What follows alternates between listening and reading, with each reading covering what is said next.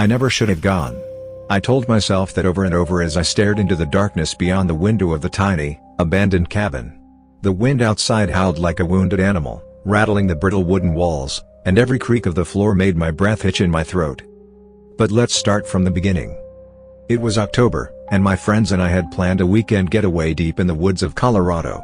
The idea was simple: rent a remote cabin, disconnect from the world, and enjoy some hiking and beers by the fire.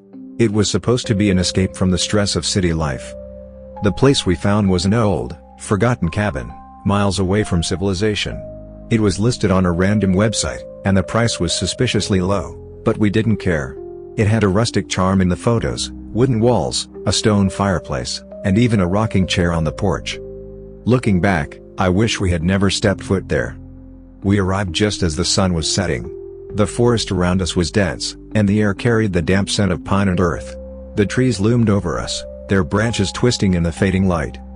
As we parked and started unloading our bags, an old man appeared out of nowhere. His face was wrinkled and weathered, his eyes sharp with something between fear and warning. He had been watching us from the tree line. "You kids shouldn't be here," he rasped. His voice sent a shiver down my spine. We exchanged nervous glances. "We're just here for the weekend," I said, trying to sound casual. The man shook his head. "This place, it ain't right. Folks go missing." We laughed it off, assuming he was just some crazy local trying to scare off tourists. But his face stayed with me.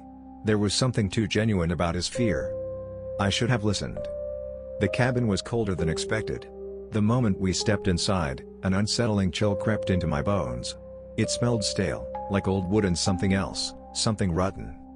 We lit the fireplace, cracked open some beers, and tried to shake off the weird vibe. My friend Chris played some music on his phone, and for a while, everything felt normal. But then the noises started. At first, it was subtle, a faint scratching sound from the walls. Then, around midnight, we heard it. A knock. 4 sharp raps against the wooden door. We froze.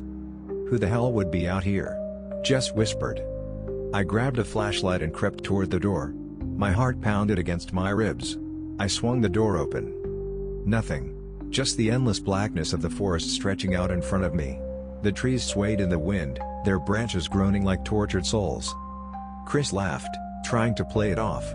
Probably the wind. We shut the door, locked it, and tried to ignore the unease crawling up our spines. That night, I barely slept. I kept hearing things, whispers, like hushed voices speaking just beyond my understanding. At around 3 a.m., I heard Jess gasp. I shot up. "What?" She pointed at the window. My blood ran cold. There, standing just beyond the tree line, was a figure. Tall. Motionless. Watching. The flashlight barely reached that far, but I could make out the shape. It was human-like but wrong. Its limbs seemed too long, its head tilted at an unnatural angle. Then, it moved. One step closer. I grabbed my phone and turned on the flashlight. The second the beam hit the figure, it was gone. Vanished into thin air. That's when we decided we had to leave first thing in the morning. Morning came, but our car wouldn't start. We tried everything. The battery was fine, the gas tank full, but no matter what we did, the engine wouldn't turn over. Chris muttered, "This is how horror movies start." We decided to hike to the nearest road, about 5 miles away. We packed up our bags and started walking. But something was wrong. After what felt like an hour of walking, we ended up back at the cabin. "What the hell?" Jess whispered. We had walked in a straight line. There was no way we should have ended up back here. But we did. Desperation kicked in. We decided to check if the cabin had a landline or anything we missed. That's when Chris found the door to the basement. It had been hidden beneath an old rug. A trapdoor, with a rusted handle. "Maybe there's a generator or something down there," he said. The moment we opened it, the smell hit us. Rot. Decay. Death. We hesitated, but with no other options, we climbed down. The basement was nothing but dirt floors and wooden beams. Except for the carvings on the walls. Hundreds of symbols, etched into the wood, circling around what looked like a message. A single phrase, scrawled in red. "You should have listened."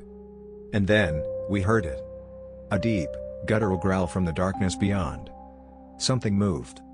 Something big. We ran. We didn't stop running until we reached the tree line. Somehow, we stumbled onto an old, dirt road. A truck was coming. An old man was driving. The same man who had warned us. He slammed the brakes. "You kids are lucky." We piled into the truck, gasping, shaking. "We need to call the cops," just choked out. The old man didn't say a word. Just drove. After a few miles, I dared to look back. The cabin. It was gone. Not just empty, gone. Like it had never existed. I still don't know what happened that night. I don't know what we saw. All I know is that we barely escaped. And I still hear those whispers when I try to sleep. I was never supposed to take that road. It was late, past midnight, and I was driving alone through the back roads of West Virginia. My GPS had been glitching all night, recalculating, rerouting, and eventually leading me onto a road I had never seen before. A single, cracked sign stood at the entrance, barely visible in the dim glow of my headlights. I had never heard of it, but I was exhausted. I just wanted to get home, so I ignored the warning signs and my gun and turned onto the road. That was the first mistake. The road was narrow, barely more than a worn-out path. Trees arched over it like skeletal hands, their gnarled branches blocking out the moonlight. My car's headlights felt weaker, swallowed by the suffocating darkness. Then, I noticed something. There were no signs. No houses. No streetlights. Just endless trees. My phone lost signal. No bars. No GPS. Nothing but the eerie hum of my tires against the asphalt. And then, my headlights flickered. For a split second, everything went dark. My heart pounded as the lights came back, just in time for me to see something standing in the middle of the road. I swerved, barely missing it. My tires skidded against the pavement as I struggled to regain control. The car spun, my headlights sweeping across the road. And whatever had been standing there was gone. I pulled over, gasping for breath. My hands shook as I gripped the wheel, trying to make sense of what just happened. Then, I saw her. A woman, standing just beyond the tree line. She was barefoot, wearing a tattered white dress. Her long, dark hair clung to her pale face, her eyes hollow and sunken. She wasn't moving. She wasn't blinking. Just staring. I rolled down my window just enough to call out, "Are you okay? Do you need help?" She tilted her head. Not like a normal person, but too far, like a puppet with broken strings. I felt an icy chill crawl up my spine. Then she moved. Not walking, gliding. Right toward my car. My instinct screamed at me to leave. I slammed my foot on the gas, tearing down the road as fast as my car could go. In the rearview mirror, I saw her standing in the middle of the road, watching me leave. I drove for miles, but the road never ended. The same trees. The same turns. No signs of life. Then, my headlights caught something ahead. My stomach dropped. It was her. Standing right in the middle of the road again. This time, she was smiling. I floored it. I didn't care if I hit her, I just needed to get out. But the second my car should have collided with her, she disappeared. My car died. No engine. No lights. Nothing but suffocating darkness. And then, from the silence, a whisper. Right outside my window. "You shouldn't have come here." I don't remember passing out, but when I opened my eyes, it was dawn. The car was fine. The road was different. And ahead of me, a town. I had never seen it before, and something felt off. The buildings were old, too old, like something out of a forgotten era. There were no modern cars, no power lines. Just dusty streets and empty sidewalks. I stepped out of my car, heart pounding. That's when I saw them. People. Standing perfectly still. Lined up along the street. Watching me. Their faces were blank, their eyes too dark, like they had no pupils. I turned back to my car. It was gone. I was stranded. And the people? They started smiling. One by one. And then, in perfect unison, they whispered, "Welcome home." I ran. Through the empty streets, past the eerie, silent buildings. But no matter how far I ran, the town never ended. I circled back again and again. The same streets. The same people. Still watching. still smiling. I don't know how long I've been here. Days? Weeks? Years? I stopped counting. I stopped running. Now, I stand with them. Watching. Smiling. Waiting. For the next traveler to take the wrong road. To Black Hollow Road. Moving to a new city was supposed to be a fresh start. I had just landed a decent job, and the rent for my new apartment was surprisingly cheap for downtown. A one-bedroom unit on the third floor of an older building, nothing fancy, but clean and comfortable. The landlord, Mr. Grayson, was an older guy with a limp and a habit of staring too long. When I asked why the rent was so low, he shrugged. "People come and go. You'll see." I brushed it off as old man rambling. That was mistake number one. The first night, I noticed something odd. As I was lying in bed, scrolling through my phone, I heard a noise. A faint scratching sound. It was coming from the air vent near the ceiling. At first, I assumed it was rats or something, but then I heard it again. Not scratching, breathing. Deep, slow breathing. I sat up, staring at the vent, heart hammering in my chest. But after a few minutes, it stopped. I convinced myself I imagined it. Maybe I was just on edge from the move. I turned over and went to sleep. That was mistake number two. The next morning, I found something strange. A folded piece of paper, slid under my door. The handwriting was messy, almost frantic. "Don't sleep with the lights off." No name. No explanation. I stepped into the hallway, looking both ways. The other doors were closed. The building was eerily quiet. Maybe it was a prank. Or maybe it wasn't. That night, I did the exact oppo. I needed to prove to myself that nothing was wrong. That this was all in my head. But as soon as I lay down, I heard it again. The breathing. Low. Ragged. Too close. My stomach clenched. The sound wasn't just in the vents anymore.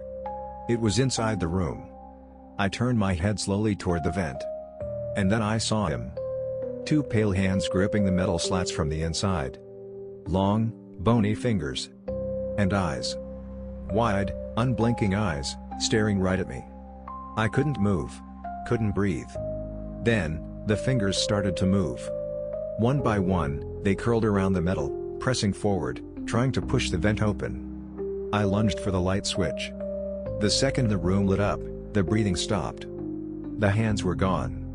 I didn't sleep that night. At dawn, I called the landlord. "Listen," I said, voice shaking. "I think someone is in my vents." Silence.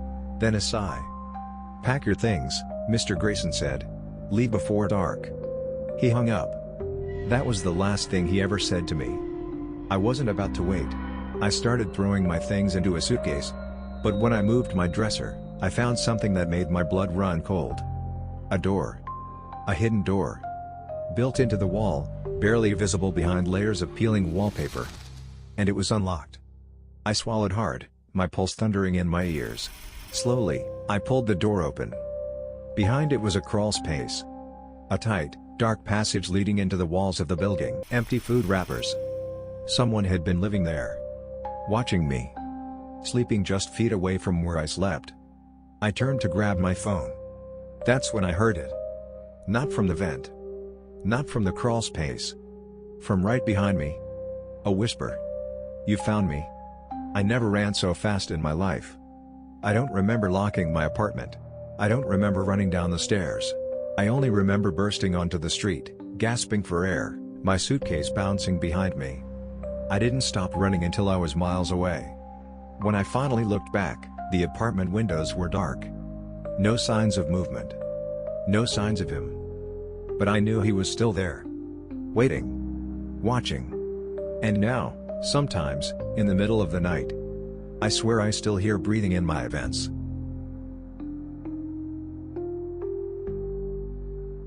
It was 2 a.m. when I made the worst decision of my life. I couldn't sleep, so I decided to go for a walk. My neighborhood was quiet, a suburban area where nothing ever happened. The air was crisp, the streets empty, and the only sound was the faint hum of streetlights. I turned onto a side street, one that I usually avoided because it always felt off. That's when I saw him. A man. standing under a flickering streetlight. His back was to me, but something about him made my stomach twist. He was wearing a suit, but it was all wrong. Too tight in some places, too loose in others, like it didn't belong to him. His arms hung stiffly at his sides, his head slightly tilted. I should have turned around. I should have gone home. But I didn't. I kept walking. And that was mistake number one. As I passed, I glanced at him, trying not to make it obvious. That's when he turned his head. Slowly. Too slowly. And I saw his face. His eyes were wide, too wide. And his mouth was stretched into an unnatural smile. Not the kind of smile someone gives when they're happy. The kind of smile that looks forced. Stuck. Wrong. Then, he started walking. Not toward me. Not away from me.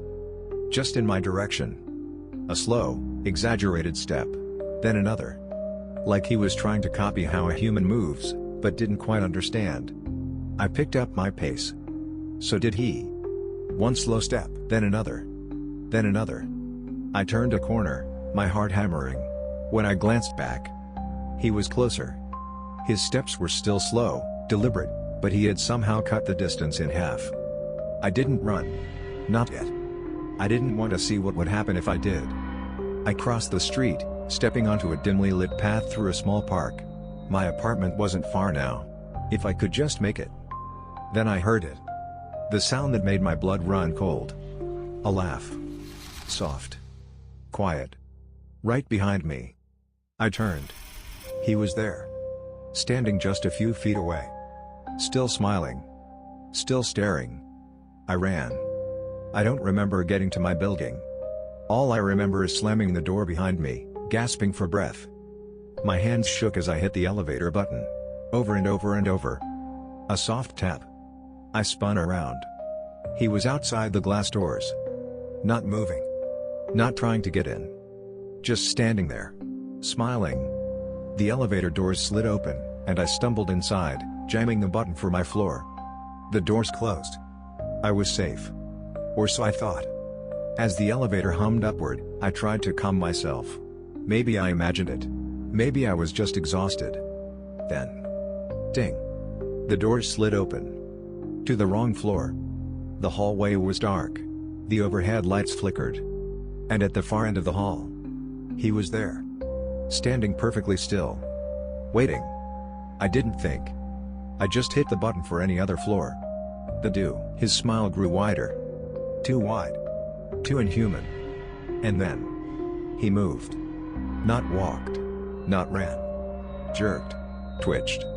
Like a puppet with its strings pulled. Straight toward the elevator. The doors slammed shut. I collapsed against the wall, shaking, my breath coming in sharp gasps. Ding. The doors opened again. My floor. My apartment. I stumbled inside, locking the door behind me. My hands were trembling so badly I could barely hold my phone. I checked the peephole. The hallway was empty. But I didn't sleep that night. I sat in bed, every light in my apartment on, staring at my front door. Listening. Waiting. For something. For him. And just as I started to think it was over, I heard it. A soft, quiet laugh. Coming from the vent.